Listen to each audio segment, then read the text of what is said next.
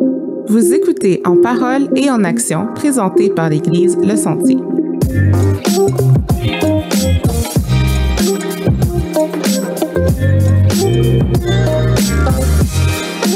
Bonjour tout le monde, on espère que vous allez bien. Bienvenue à un autre épisode de En parole et en action. Donc Mike avec ma co-animatrice Dina Destin. Comment ça va, Dina? Allô, ça va bien? Ça va super bien. Aujourd'hui, on a un gros sujet, la violence conjugale. Puis pour ça, Dina elle a pris le temps d'aller chercher des statistiques qu'on va vous lire pour vous mettre en contexte, dans le fond, avant qu'on se lance dans le creux du sujet. Donc, des statistiques qui proviennent du ministère de la Sécurité publique du Québec qui ont été publiées en 2015. Donc, ça dit que le quart des crimes contre la personne sont commis dans un contexte de violence conjugale. Donc, on parle de 25% des crimes contre la personne. On dit aussi que 78% des victimes sont des femmes, donc 22% sont des hommes. Puis, statistiques plus actuelles qui proviennent du gouvernement du Québec, du Conseil du statut de la femme, ça dit en fait que depuis la pandémie, il y a eu une hausse, notamment au début de 2021. On sait qu'il y a eu 10 femmes qui ont été assassinées par leur conjoint ou ex-conjoint dans un court laps de temps. C'était d'un délai, je pense, de quelques semaines. On parle aussi que le nombre d'infractions enregistrées à la police dans un contexte de violence conjugale a augmenté de 2014 à 2019. Donc, on parle de 18 900 à 22 000 cas enregistrés, qui est assez, quand même une bonne augmentation. Ensuite, on dit que les demandes d'aide ont également augmenté. Donc, SOS Violence Conjugale, le service de première ligne, a compté 7 000 appels de plus en 2020 et 2021 que l'année précédente. Ça peut aller jusqu'à 200 appels par jour, alors qu'en moyenne, c'était en fait de 90 en 2019. Donc, c'est des statistiques qui montrent que depuis la crise sanitaire, ça a vraiment augmenté, puis c'est frappant, puis c'est triste, en fait. Ouais. Je pense que c'est un sujet qui est quand même assez subtil, la violence conjugale. Plus qu'on le pense, en tout cas, j'ai l'impression, on va le voir au travers de notre entrevue, puis que c'est plus répandu aussi qu'on le pense vraiment. Puis, tu sais, entendre les statistiques, on voit à quel point c'est sérieux. Tu sais, c'est quelque chose que beaucoup de gens au Québec vivent. Oui, vraiment. Puis souvent, qui viennent pas de l'avant. Tu sais, ça, c'est comme la plus grosse. Puis à travers une entrevue comme ça, on espère vraiment que les gens, dans le fond, puissent peut-être trouver du courage d'aller voir quelqu'un, d'aller voir de l'aide, appeler la ligne que tu as parlé, le SOS, puis de juste pouvoir sortir des cycles de la violence conjugale. Tu sais, ça serait comme un objectif qu'on aurait vraiment pour ce balado-là, je pense. Oui, justement, je pense que ça serait bien qu'on donne la ressource. Ah oui, certain. SOS Violence Conjugale, qui est dans le fond une ligne téléphonique qui est disponible 24 heures sur 7 pour n'importe qui pense vivre ou qui vive la violence conjugale. Donc, on peut les joindre au 1-800-363-9010. 1-800-363-9010. Dans le lien de l'épisode, vous allez pouvoir voir le numéro de téléphone.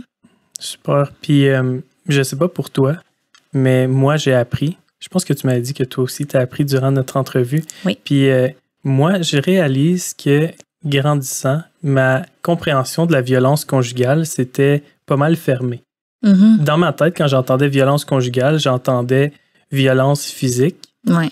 Puis, encore plus précisément, j'entendais violence physique d'un homme envers une femme. Dans le fond, un homme qui bat sa femme. C'était vraiment la compréhension que quand j'entendais le mot violence conjugale, c'était ça que je comprenais. Ben, je pense que c'était pas mal ça qui était projeté aussi. Là. Oui, c'est ça. Ouais. Puis c'est cool de voir, je pense qu'on en discute dans le balado, c'est cool de voir que, dans le fond, c'est quoi, ce type de violence-là, oui, c'est celui qui est le plus diffusé, c'est lui qu'on voit le plus dans les médias puis sur les réseaux, mais c'est pas le plus commun. Puis c'est ce qui est en tout cas, moi, ça m'a frappé. C'est pas le plus commun. Puis ça fait juste te faire réfléchir, dans le fond, OK, fait qu'il y avait plusieurs formes, là, on va l'entendre dans l'entrevue. Ouais, c'est ça. Moi, nous, on est comme, OK, il y en a d'autres. Fait que, non. Puis c'est ça pour cette entrevue-là. On a une invitée spéciale. Son nom, c'est Sarika. Elle va être avec nous. C'est une spécialiste du métier. Dans le fond, on pourrait dire sa petite biographie. Je te laisse faire ça. Ouais. Donc, Sarika travaille dans le domaine de la relation d'aide depuis maintenant plus de 10 ans. Son expérience principale est auprès des femmes et des enfants victimes de violences conjugales. Elle détient un baccalauréat en psychoéducation, un certificat en relations d'aide pastorale et un certificat en santé sexuelle.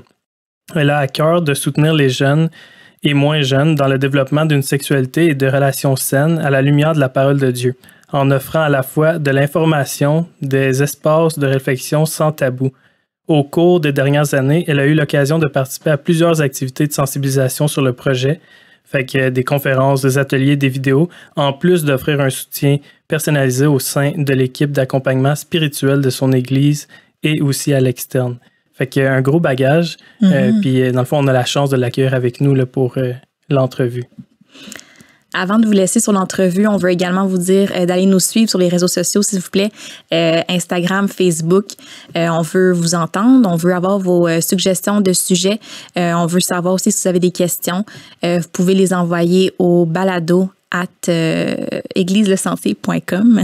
J'ai failli te sauver. Ouais, merci, t'es toujours là. Puis sinon... c'est tout, fait qu'on vous laisse avec l'entrevue. Bonne écoute. Bonne écoute. Donc, bonjour Sarika, bienvenue parmi nous. Comment tu vas? Bonjour, je vais bien. Je vais très bien, merci. C'est un plaisir pour moi d'être avec vous aujourd'hui. Super, on est super content de t'avoir avec nous pour démystifier la question de la violence conjugale. C'est un gros sujet, fait qu'on est vraiment content de t'avoir avec nous aujourd'hui. Vraiment? Donc, on embarque directement dans les questions. Première question. Souvent, quand on pense à violence conjugale, la première chose qui nous vient en tête, c'est la violence physique. Mais évidemment, il y a plus que ça. Est-ce que tu pourrais nous parler des différentes formes de violence? C'est vrai qu'on parle souvent de violence physique parce que c'est celle qu'on voit. C'est celle qui est la plus évidente, celle qui est la plus marquante aussi. Mais effectivement, il y a beaucoup d'autres choses qui peuvent prendre place dans une relation et qui est de la violence avant même qu'on parle de violence physique. La violence qu'on voit le plus souvent, mais qui, en même temps, la plus subtile, c'est la violence psychologique. Donc, à ce moment-là, on parle du fait de dénigrer la personne, l'humilier, la faire douter d'elle-même et de ses perceptions. Donc, tout ça pour faire en sorte, en fait, que la personne ne se sente pas à la hauteur dans la relation. Et à ce moment-là, on peut l'amener à avoir les comportements qu'on désire. Donc, tout ce qui est de l'ordre de la manipulation et du contrôle. Donc, ça serait... la violence psychologique. On va avoir aussi la violence verbale. Ça, vous savez généralement à quoi ça peut ressembler. Donc, on parle du fait de crier, le fait d'insulter, de hausser le ton, de couper la parole dans une conversation constamment, de toujours essayer d'avoir le dernier mot dans un échange. Mais encore une fois, c'est dans le but de vraiment dominer l'autre, de l'oppresser. Puis d'avoir non seulement gain de cause, mais de prendre le pouvoir dans la situation. Donc ça, c'est la violence verbale. On voit souvent aussi la violence sociale. Et ça va se manifester dans le contrôle des fréquentations, notamment dans le fait de dénigrer l'entourage.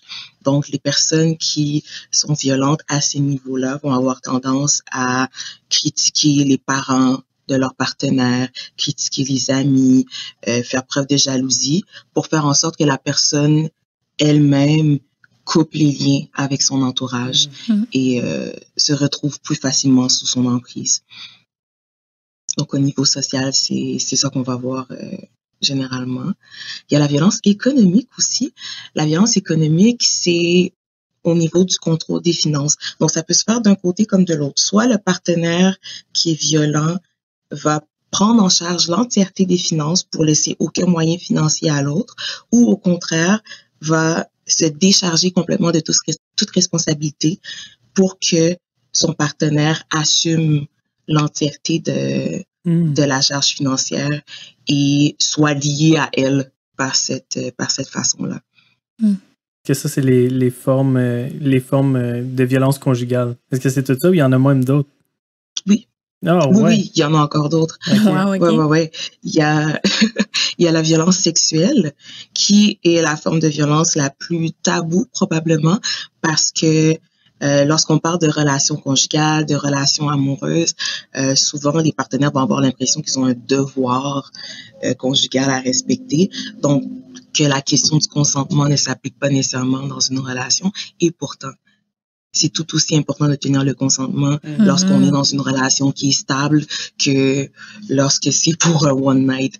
Donc, souvent, malheureusement, les personnes qui sont violentes vont profiter de cette impression-là de devoir conjugal pour imposer leur point de vue, manquer de respect à l'autre, le dénigrer dans sa sexualité, dans son corps, pour faire en sorte que la personne, en fait, se sente obligée de se donner ou de répondre à ses besoins au niveau sexuel. Et il y a la violence spirituelle aussi. Donc, la violence spirituelle, ça, c'est une violence dont on entend peu parler parce que, en fait, dans notre société, la question de la spiritualité ou de la religion est pas tellement mise de l'avant, mais c'est quelque chose qu'on va observer dans les relations de violence où quelqu'un va soit imposer ses croyances, ses valeurs, sa spiritualité à son partenaire dans le but de le contrôler ou, de l'autre côté, va dénigrer les croyances de l'autre personne, va dénigrer ses valeurs, va dénigrer sa religion et tout ça, encore une fois, pour prendre le contrôle sur la relation, pour que l'autre se sente diminué, soit davantage à sa merci. Puis, bien entendu, la violence physique, donc ça, on a une idée de ce à quoi ça peut ressembler, que ce soit le fait de frapper, de pousser, de tirer par le bras, les cheveux. Des fois, on pense pas à certaines formes de violence physique, comme le fait de lancer un objet dans la direction d'une personne ou, par exemple, de frapper dans un mur à proximité du visage de la personne. C'est un geste physique d'intimidation. Donc, il y a ça et toutes sortes d'autres choses, mais je vous dirais que c'est les principales formes de violence qui sont observées dans les relations où il y a de l'abus. Ça englobe plusieurs choses. Oui, plusieurs choses. Est-ce que c'est des violences qui se présentent de manière graduelle ou c'est en simultané, ou les deux?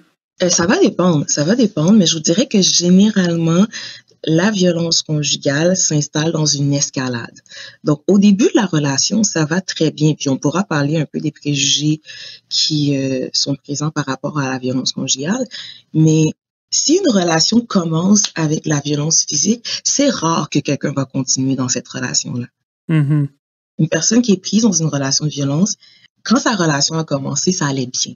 La personne était attentionnée, elle était disponible, elle répondait à des besoins que la personne avait, l'entourage était séduit par cette personne-là.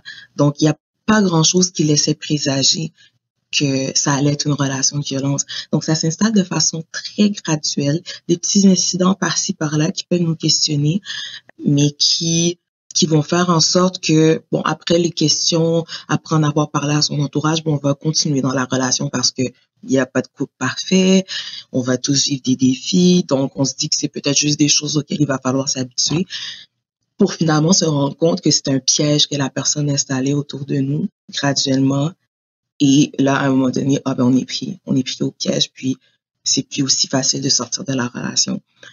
Parce que généralement, dans l'escalade, il va y avoir des points d'engagement, puis ces points d'engagement-là vont faire en sorte que c'est plus difficile de quitter.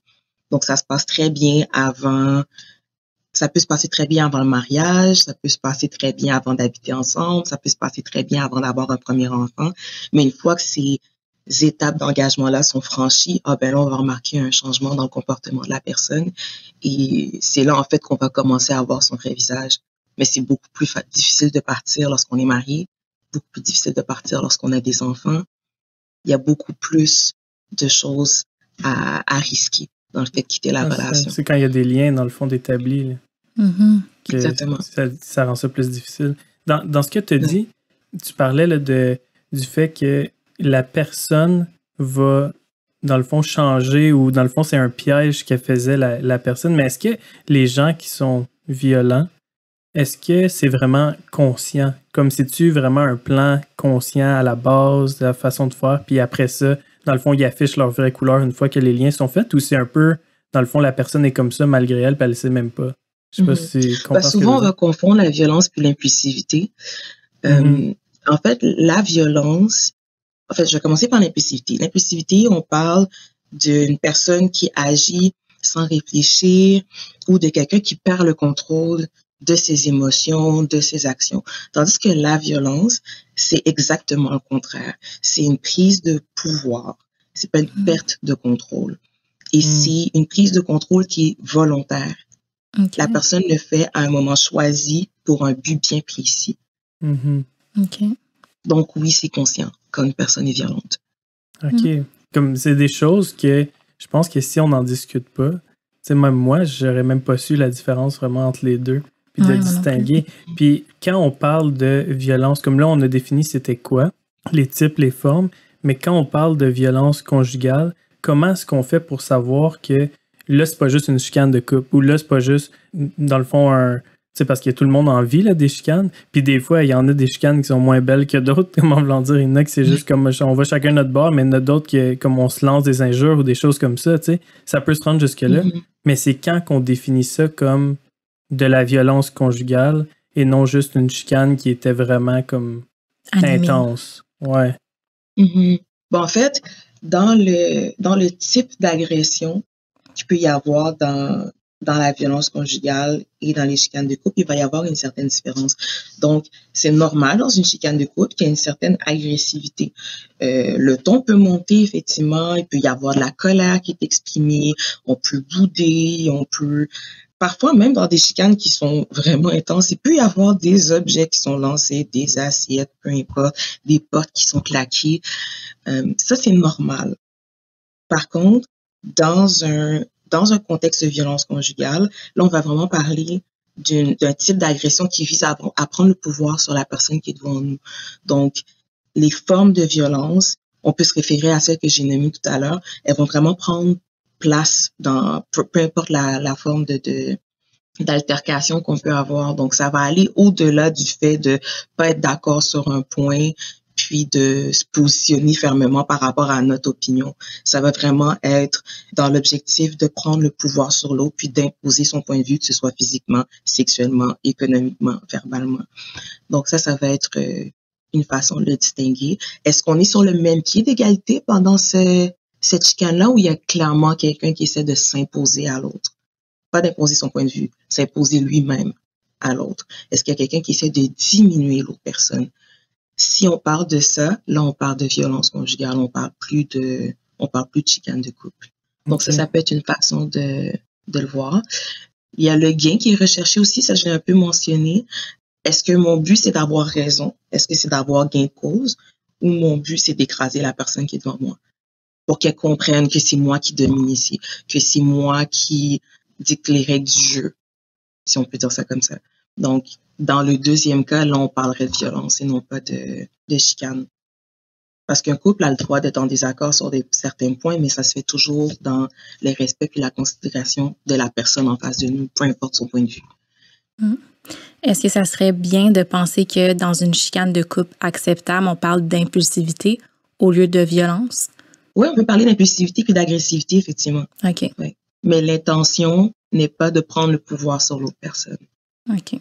Ça fait que c'est vraiment un choix, dans le fond, que la personne prend à un certain moment de comme, je choisis que je vais, comme, c'est moi qui va imposer les règles du jeu, ou que, dans le fond, c'est ça, c'est vraiment un choix. C'est ça qui serait comme le déterminant dans ce qu'on essaie de dire, là, c'est la décision, l'intention derrière les actions, dans le fond.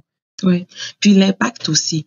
À la fin d'une chicane, oui, il peut y avoir le point de vue d'une personne qui l'emporte sur l'autre, mais la personne qui a perdu, entre guillemets, se sent pas nécessairement diminuée. Et c'est juste qu'elle n'a pas eu gain de cause dans cette situation-là en particulier. Tandis que lorsqu'on parle d'une violence conjugale, la personne se sent diminuée. Elle sent que sa valeur a été complètement remise en question dans cette interaction-là qu'elle a eue avec son partenaire. Donc, elle va sortir de là en se disant, ben, je vaux rien, elle peut en sortir blessée physiquement, blessée émotionnellement. Donc, il va vraiment y avoir une lourdeur dans cette interaction-là versus la chicane de couple où, oui, on peut bouder pendant un certain temps, mais on est capable de retourner vers l'autre, sachant que l'autre a encore du respect pour nous, a encore de la considération pour nous et nous aime encore. On a parlé quand même de la dynamique relationnelle qui s'installe, mais pourrais-tu nous parler du cycle de la violence aussi qui s'installe entre deux personnes, là? Mhm.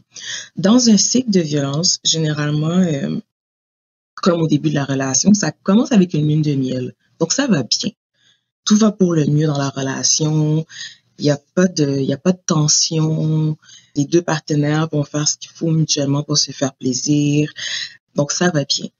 Ensuite, on va migrer tranquillement vers une phase de tension où la personne qui est victime de violence va avoir l'impression de marcher sur des œufs parce que l'autre est hypersensible, l'autre réagit un peu à tout, l'autre critique constamment ses faits, ses gestes, l'autre va la faire douter d'elle-même, va faire du gaslighting par exemple, de dire une chose aujourd'hui, puis le lendemain dire non mais j'ai jamais dit une chose pareille, tu imagines des choses, voyons ça va pas bien dans ta tête. Donc il y a ce genre de comportement-là qui va prendre place et qui va escalader jusqu'à une crise complète où là il peut y avoir justement un épisode de violence verbale, physique, sociale, sexuelle, toutes les formes qu'on a nommées un peu plus tôt. Puis après cette crise-là, on peut voir de la justification ou de la réconciliation, ça va dépendre. Il y a beaucoup de femmes à qui je parle qui me disent que oui, il va y avoir de la justification. Puis quand on parle de justification, c'est de dire oui, je me suis énervée, mais tu sais très bien que j'aime pas quand les enfants font du bruit le soir quand je rentre du travail. Donc, tu avais juste à gérer les enfants comme il faut. Donc, la personne s'excuse, mais sans vraiment s'excuser parce qu'elle met la responsabilité de ce qui est arrivé sur l'autre. Donc, il va y avoir beaucoup de justifications et parfois des tentatives de réconciliation, de retour à la lune de miel, en fait, avec des cadeaux, des sorties au restaurant, des relations sexuelles, tout ça pour faire oublier ce qui est arrivé, de dire bon, en fait, on met ça derrière nous, on continue, on avance, ça se reproduira plus, ou la personne qui est violente va parfois dire je suis pas une assez bonne personne pour toi, tu mérites mieux que moi. Donc, ça sonne comme des excuses, mais ça n'en est pas réellement parce qu'il n'y a pas de reconnaissance de ce qui a été fait. Et le cycle reprend. On est dans une lune de miel, la relation est plus calme, ça va bien. Puis ça fait en sorte que la personne qui a été victime de violence espère que c'était la dernière fois. Espère que ce cycle-là ne se reproduira plus. Espère qu'il y aura plus de crise puis que ça va finir par bien aller. Mais malheureusement, c'est pas ça qui se passe. Est-ce que pour la personne qui reçoit la violence, ce cycle-là est facile à démystifier ou à voir, ou est-ce que c'est plus difficile? Le cycle, tu sais, la lune de miel, après ça la tension, après ça l'explosion. Est-ce que c'est quand même facile à détecter ou? Pour la personne qui le vit, c'est plus difficile à voir parce que j'aime souvent utiliser une feuille de papier ou un téléphone. Si je le mets à 15 cm de mon visage, je vois pas grand-chose. Je vais voir flou, je vais voir qu'il y a des lignes, peut-être des lettres, mais je vais avoir de la difficulté à distinguer qu'est-ce qui se passe vraiment. Tandis que si je recule, si j'ai une perspective sur la situation, là, je peux voir qu'est-ce qui se passe vraiment. Donc, pour une personne qui est victime de violence, à moins d'avoir l'occasion d'avoir cette perspective-là, de prendre du recul sur sa relation, ça va être difficile de voir qu'elle vit dans un cycle, puis qu'il y a ce rythme-là qui se répète constamment dans la relation. Puis, quand on parle de cycle, ça peut être quoi la durée d'un cycle, justement, qu'on en parle, la lune de miel, puis après ça, où est-ce qu'il y a comme un acte de violence, après ça, la justification, tout ça, ton cycle, combien de temps est-ce que ça peut prendre? C'est très arbitraire. Ah ouais, je dirais que, ouais. Il y a des gens qui peuvent vivre un cycle comme ça pendant des mois. Il peut y avoir plusieurs semaines de lune de miel, ensuite plusieurs semaines de tension, ensuite la crise qui va durer pendant quelques jours et tout ça, puis ensuite on retombe dans la justification, la réconciliation, la lune de miel. Tout comme il y a des gens, une fois qu'on leur explique c'est quoi le cycle de la violence, ben, vont nous dire je peux vivre le cycle au complet plusieurs fois dans la même journée. Wow. Donc ça dépend d'où on est rendu dans la relation. C'est quoi les points d'engagement qui ont été franchis? Puis, généralement, plus ça fait longtemps qu'on est installé dans la relation, plus le rythme du cycle s'accélère. Ouais, ok, c'est ça que j'avais en tête. Je me disais, plus que ça va. Dans le fond, plus que ça va, plus que la boucle se répète rapidement. Exactement, ouais. Dans le fond, c'est un peu comme n'importe quoi. Là, quand une fois on a franchi des limites, c'est comme plus facile après ça de les franchir puis de juste recommencer puis répéter. Mm-hmm. Puis, tu sais, cette dynamique-là, ce cycle-là, ça a des impacts, là, tu sais, j'imagine, sur le sommeil, l'alimentation, la santé mentale, tu sais, sur plusieurs autres choses qui sont externes ou internes à la relation. Mais j'aimerais ça qu'on parle de l'impact que ça a sur les enfants, si jamais, tu sais, les enfants sont témoins de cette violence-là. Bon, en fait, déjà, ça crée un climat d'insécurité dans le foyer. Donc, les enfants ont de la difficulté à savoir qu'est-ce qui va arriver. Les enfants sont constamment sur le qui-vive, un peu comme le parent qui est violenté aussi. Donc, les enfants vont vivre le même stress, la même anxiété. Les enfants vont se retrouver en plein cœur d'un conflit de loyauté aussi, donc ça va être difficile pour eux de se positionner. Parfois, ils vont se positionner du côté de la personne qui est victime de violence pour essayer de la protéger, parce que ça va être le parent qui va être plus sécurisant dans la relation. Mais parfois aussi, ils peuvent être portés à se positionner du côté du parent violent parce que c'est la personne qui a l'air d'avoir le pouvoir. Donc, en tant qu'enfant, on peut avoir tendance à se ranger du côté du pouvoir pour essayer de se protéger aussi. Donc, le conflit de loyauté va être très présent. La peur constante de ce qui peut arriver, ce qui peut nous arriver à nous, parce que souvent, les enfants sont eux-mêmes victimes de violence dans ces relations-là. Autant de violences physiques que de violences verbales, psychologiques, sociales aussi, ils peuvent être isolés des autres membres de leur famille. Donc, la peur pour soi, mais la peur pour le parent qui est violenté aussi. Qu'est-ce qui va arriver à maman? Qu'est-ce qui va arriver à papa? Est-ce qu'un jour, je vais rentrer à la maison, puis maman va être morte? Est-ce que un jour, je vais perdre mes deux parents, puis je vais me retrouver, je sais pas trop, dans un foyer? Où il y a toute cette insécurité-là aussi que les enfants peuvent vivre. Puis ça va avoir un impact sur leur bien-être émotionnel. Bien entendu, on va parler du stress puis de l'anxiété. Donc ça, c'est beaucoup des conséquences qu'on va observer chez les enfants. Ils peuvent vivre justement de l'agressivité aussi. Donc parfois, on va voir que c'est des enfants qui réagissent avec beaucoup de colère à différentes situations, qui vont avoir la difficulté à tolérer, les refus. Dès qu'on va leur dire non pour quelque chose, on va avoir une réaction explosive qui, pour nous, va paraître un peu exagérée, mais qui est juste le reflet de la tension constante qu'eux-mêmes vont vivre à la maison. Puis, en fait, les signes ou les drapeaux, dans le fond, que les drapeaux rouges, là, pour les personnes qui en vivent, puis les personnes aussi qui en sont témoins, juste, c'est quoi les signes? C'est quoi les signes qui nous disent justement que c'est de la violence, il faut la signaler ou il faut être capable de reconnaître? Qu'est-ce qui aide les gens à reconnaître? Je dirais que pour une personne qui s'engage dans une relation puis qui veut savoir qu'est-ce qu'elle doit surveiller pour déterminer si la personne qui est devant elle est peut-être mal intentionnée, un des premiers signes, ça va être la jalousie. Quelqu'un qui déjà d'entrée de jeu fait des commentaires sur notre famille, notre entourage, nos amis, quelqu'un qui va nous dire qu'on passe trop de temps avec les autres et pas assez de temps avec elles. Déjà, ça peut nous questionner sur sur les intentions de cette personne-là. Est-ce que la personne veut nous accaparer à tout prix puis nous isoler des autres? Ça, c'est pas un comportement qui est sain. On peut être dans une relation avec une personne, être dévoué complètement à son partenaire et entretenir des relations avec d'autres personnes aussi. C'est extrêmement important. On a besoin d'un réseau, on a besoin d'avoir un entourage qui est soutenant pour toutes les situations de la vie, en fait. Donc, quelqu'un qui veut nous empêcher d'avoir ça est probablement quelqu'un qui veut avoir un contrôle sur nous. Donc, la jalousie serait un signe. Le contrôle, justement, le contrôle social, économique qui s'installe rapidement dans la relation. Quelqu'un qui surveille nos dépenses très rapidement dans une relation. Quelqu'un qui critique notre tenue vestimentaire puis qui veut nous imposer une façon de s'habiller.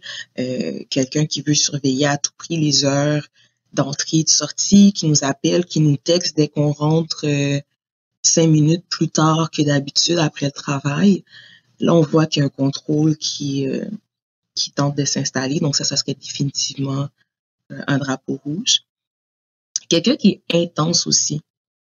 Quelqu'un qui est intense dans le sens où, dès le début de la relation, elle va dire des choses comme je ne peux pas vivre sans toi, tu es l'homme de ma vie, la femme de ma vie. Si jamais on se laisse, je vais mourir, je vais me suicider. Donc, quelqu'un qui est particulièrement intense dans ses sentiments, ça peut être questionnable aussi. Parce que ça va être quelqu'un qui va accaparer l'autre dans la relation et qui va demander des choses qui sont excessives. Je ne peux pas être la source de ta vie et de ton bien-être. Tu ne peux pas dépendre entièrement de moi. Ça, c'est malsain dans une relation. Donc, quelqu'un qui a ce genre de discours-là, il faut faire très attention à ça. Comme tu dis ça, puis je trouve encore là, tu sais, la ligne est mince, comme en voulant dire, comme il y a des gens, je pense, qui sont comme ça, mettons, on va dire intenses ou, tu sais, qui vont, tu parlais d'autres affaires, de la jalousie, tu sais, des choses comme ça. Mais que, encore là, tu dis, c'est pour ça qu'on appelle ça des signes, justement. Ça peut être des signes précurseurs, comme ça peut ne pas l'être, puis la personne est juste comme ça, puis elle apprend à dealer avec. Fait qu'encore là, je trouve que c'est ça, c'est que la ligne est mince, c'est nébuleux un peu. Ça peut être des signes, comme ça peut ne pas l'être. Fait que je trouve que c'est dur à jongler à travers tout ça, surtout pour la personne qui le vit, un peu comme tu expliquais tantôt. Là. J'essaie d'imaginer ça, puis je me dis, ouais, tu sais. Fait que, puis par ce temps-là, est-ce qu'il y a les liens qu'on parlait comme continuent de se bâtir, ce qui fait que ça devait être encore plus dur pour la personne? Parce que là, même si tu connais les signes, après ça, les liens sont faits, puis là, tu veux peut-être même plus sortir, même si tu es consciente ou vice-versa. Puis c'est pour ça qu'il faut prendre le temps en relation. Un des drapeaux rouges les plus présents dans les histoires de violence que je vais entendre au quotidien, c'est l'engagement rapide. Souvent, la personne qui est violente puis qui est mal intentionnée, elle veut que ça se passe rapidement. Elle veut retomber rapidement dans les points d'engagement. Donc, très rapidement, elle va vouloir demander l'autre en mariage, vouloir habiter ensemble, avoir une première relation sexuelle, s'acheter une maison ensemble. Donc, tout ça, c'est des éléments qui font en sorte que quand ça se passe vite, on n'a pas le temps de réfléchir. On n'a pas le temps de se poser puis de dire « Ah, mais cette personne-là, elle est un peu agressive par moment ou elle est vraiment jalouse, elle m'empêche de voir mon entourage. » On n'a pas le temps parce qu'on est pris dans un cycle. Ça va super rapidement. Ça fait 3 mois qu'on s'est rencontrés. On habite déjà ensemble. On est sur le point d'acheter une maison. Je suis enceinte. Je suis en couple, là. C'est réglé. La relation, on est en plein cœur de la relation, là. Donc, là, de se dire, il y a quelque chose qui va pas, je vais m'en aller, ça devient plus compliqué. Et encore une fois, une personne qui est violente a l'intention d'être violente. Donc, son intention, c'est de prendre le pouvoir dans la relation. Donc, elle installe tous ses paramètres pour faire en sorte que ça fonctionne. Et l'engagement rapide, c'est une façon d'installer ces paramètres-là de façon très rapide, de façon très condensée, pour faire en sorte que l'autre personne soit prise au piège, en fait. Mais justement, tu disais des fois, c'est un peu zone grise ou nébuleux, mais est-ce qu'un autre indicateur, c'est comment on se sent à l'intérieur? Absolument. Face à ces drapeaux rouges-là. La petite voix intérieure qui nous dit que je me sens pas trop bien, puis on l'ignore, mais est-ce que de prendre conscience de comment on se sent face à ces drapeaux rouges-là, puis non, d'écouter cette voix-là qui nous dit « je suis pas confortable ». Ouais. Dans les témoignages que je reçois, c'est ce que tu viens de dire, c'est quelque chose qui revient souvent. Des personnes qui vont dire « je me sentais pas bien, j'étais pas à l'aise, ça me rendait inconfortable, mais j'ai fait fi de cette petite voix-là à l'intérieur de moi qui me disait que ça fonctionnait pas, que c'était pas normal. » Pourquoi est-ce qu'ils disaient ça? Mais pourquoi est-ce qu'ils disaient ça, les gens? Qu'ils continuaient malgré cette petite voix-là? Ça peut être pour toutes sortes de raisons, parce qu'on a envie d'être en relation, parce qu'on en veut des enfants, puis que, par exemple, les 4 dernières relations qu'on a eues, les personnes n'en voulaient pas des enfants, puis là, tout d'un coup, on a quelqu'un qui arrive, puis la première chose qu'elle nous dit, c'est « moi, je veux fonder une famille ». OK, mais est-ce que je vais tasser cette personne-là de côté juste parce qu'elle a été un peu agressive, alors que pour une fois, j'ai quelqu'un qui a des objectifs communs de vie, qui a une vision familiale comme la mienne. Donc, ça va être un combat de préférences, de valeurs, d'objectifs de vie. Ça va être plein de choses comme ça qui vont tirailler la personne puis qui vont faire en sorte que parfois elle va faire fi de cette petite voix-là qui lui dit il y a quelque chose qui fonctionne pas dans cette relation-là. Puis là, on parlait de drapeau rouge pour la personne dans la relation, mais Quels sont les drapeaux rouges pour l'entourage? Tu sais, comment qu'on pourrait peut-être voir, tu sais, se questionner sur la relation malsaine d'un ami ou d'un membre de la famille? Mm-hmm. Bon, en fait, souvent, ça va être les conséquences des drapeaux rouges de la personne dans la relation. Je vous donne un exemple. Le contrôle social que la personne va vivre, ou elle, ça va se manifester parce que l'autre partenaire va constamment l'appeler, surveiller ses allées et venues, critiquer son entourage. Mais pour l'entourage, comment ça va se manifester? Elle répond pas à nos invitations pour aller souper. Elle doit toujours partir rapidement. Elle est toujours stressée lorsqu'elle est avec nous. Elle regarde constamment son téléphone. Quand elle répond au téléphone, on entend son partenaire crier à l'autre bout du fil. Puis ensuite, elle nous sort une explication bidon, puis elle doit s'en aller. Donc, ce genre de choses-là, qui sont des changements dans le comportement, lorsqu'on a connu la personne, elle n'était pas comme ça. Des changements dans le comportement peuvent nous indiquer quelque chose qui fonctionne pas. Donc, on peut voir la détresse psychologique aussi. Si on avait quelqu'un qui était très sociable, qui riait tout le temps, qui faisait des blagues, et que l'on voit que cette même personne-là a tendance à être plus triste, à s'absenter au travail, à être de moins bonne humeur, à être agressive, alors que c'était pas du tout dans ses habitudes. Donc, des changements comme ça au niveau de l'humeur, au niveau de la santé physique, au niveau de la santé psychologique, ça peut être des indicateurs aussi qu'il y a quelque chose qui va pas bien. Puis en tant que membre de l'Église, de la famille, de la communauté chrétienne, puis qu'on est témoin de ces drapeaux rouges-là, qu'est-ce qu'on peut faire? Qu'est-ce que tu nous proposerais? La première chose, je dirais que c'est de croire la personne. Si jamais elle s'ouvre sur quoi que ce soit, c'est de croire. Et pas d'essayer de justifier ou d'essayer de trouver des solutions avec la personne tout de suite, mais juste d'accueillir.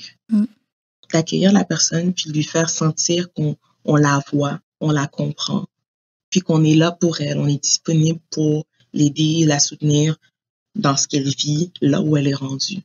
Ça serait vraiment la première chose à faire en tant que communauté, d'être sensible à tout ce qu'on vient de voir, d'être conscient de ces différentes formes de violence-là, de comment ça peut se manifester, des observations qu'on peut faire autour de nous, puis de croire la personne lorsqu'elle se présente à nous, puis qu'elle commence à s'ouvrir tranquillement sur son vécu.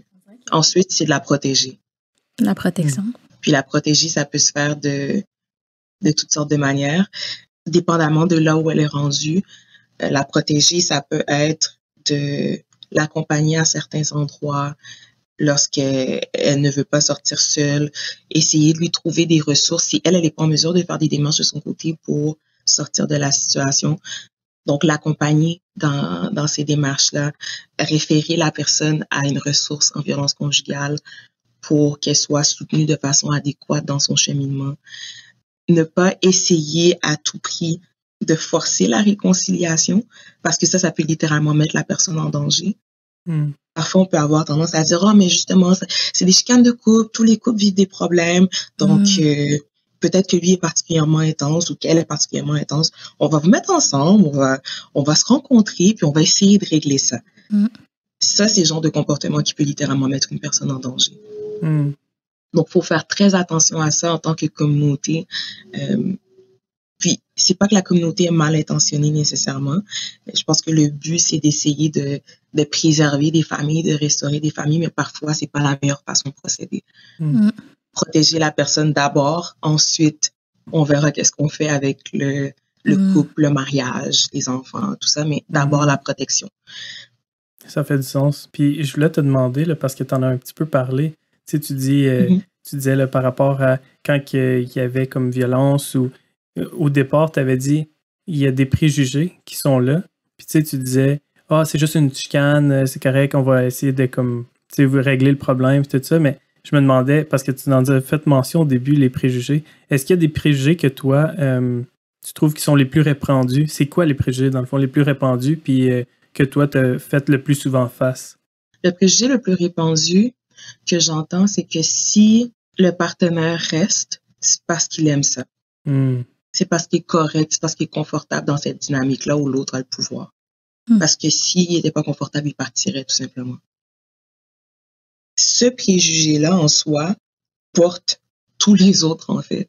Parce que les gens ont de la difficulté à voir pourquoi quelqu'un ne part pas de la relation, alors qu'il y a tellement de facteurs qui peuvent empêcher quelqu'un de quitter. Il peut y avoir l'espoir que la situation va changer. Vous vous rappelez qu'on parlait du cycle de la violence, mais quand ça revient à la lune de miel, on a espoir que ça reste dans la lune de miel, puis qu'on ne retombe pas dans une nouvelle crise dans 2 semaines.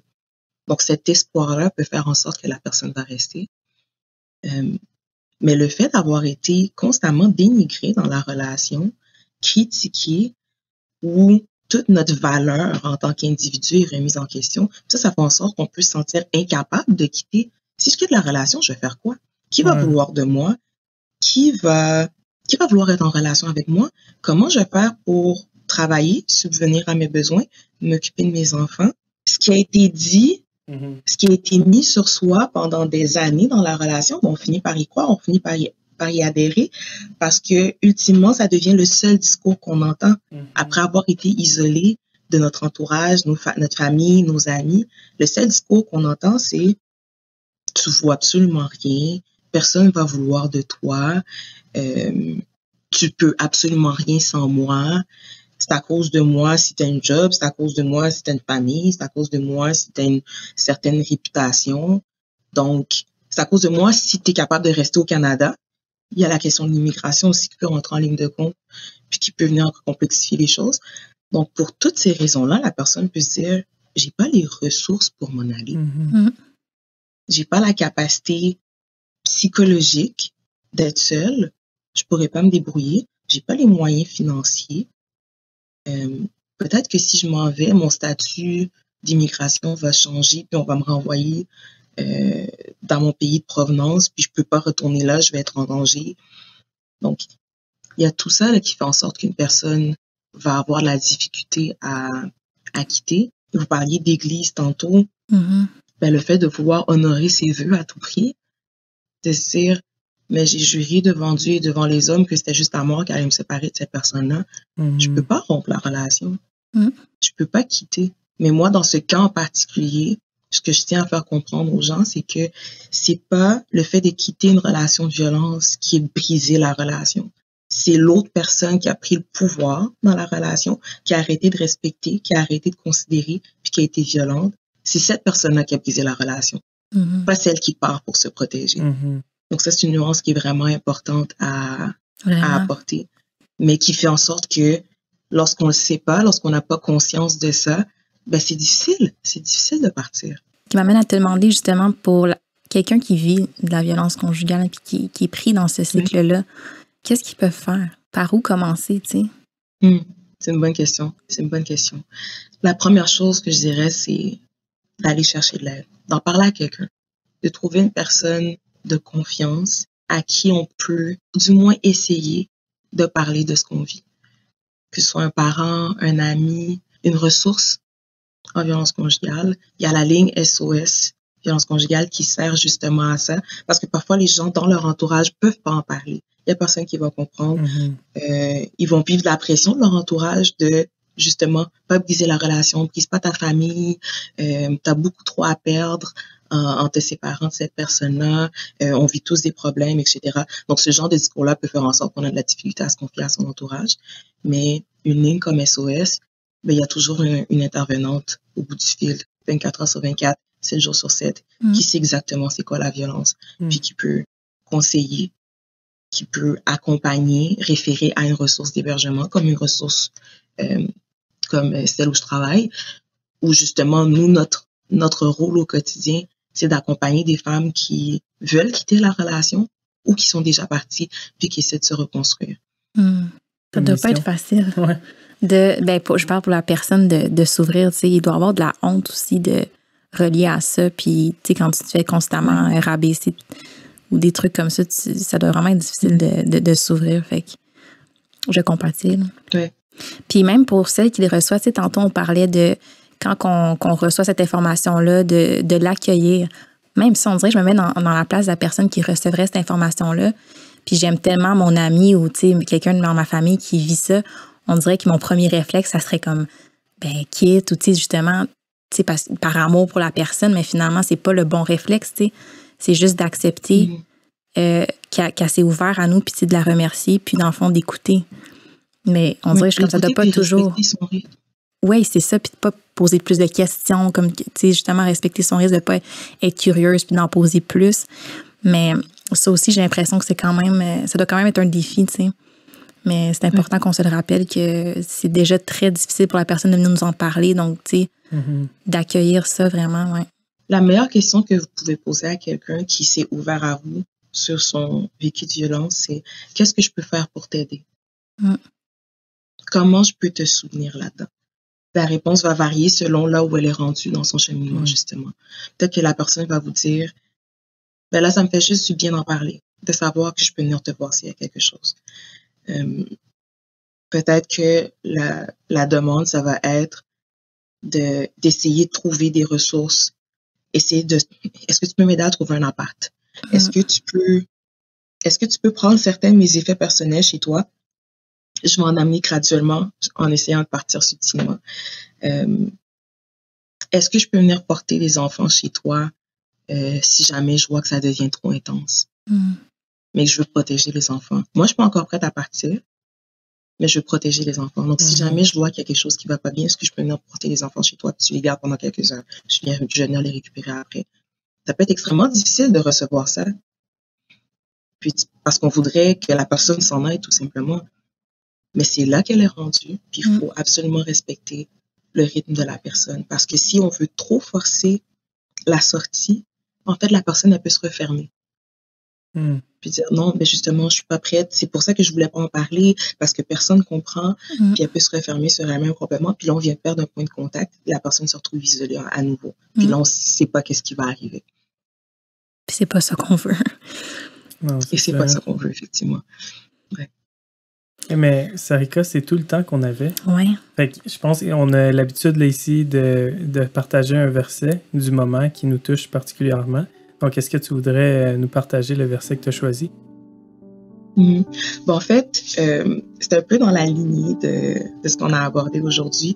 Le passage que j'aurais, c'est 1 Corinthiens 13, versets 4 à 7. Est-ce que vous voulez que je le lise? S'il te plaît. Oui.